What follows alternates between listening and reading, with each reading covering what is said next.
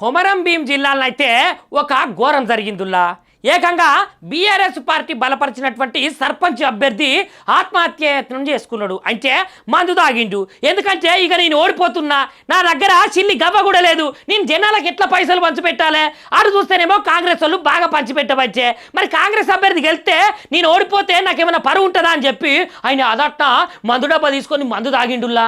ఇక మందు తాగి ఇక నేను చస్తే ఈ సమస్యకు పరిష్కారం తీరుతుంది అని అనుకున్నాడో ఏమో కానీ గిట్లా చేసేసరికి ఊళ్ళో ఉన్న జనం అయితే ఆయన అయితే హాస్పిటల్ తీసుకుపోయి చూపించేసరికి ఆయన ప్రాణాలకైతే ప్రమాదం లేకుండా తిరిగి అయితే వచ్చిండులా. ఇగో ఉల్లా ఎలక్షన్స్ వస్తాయి పోతాయి, మనిషి పానాలు ఒక్కసారి పోతేనైతే రావుల్లా. మన పానాలను మనమే కాపాడుకోవాలి, మన పానాలను మనమే నిలబెట్టుకోవాలి. ఎందుకంటే సర్పంచ్ ఎలక్షన్స్లో ఓడినా గెలిచినా కానీ మన ఊరే, గాళ్ళు మన జనమే. వాళ్ళ మీద వీళ్ళ మీద కోపాలు పెంచుకొని పానాలు తీసుకోకుర్రుల్లా.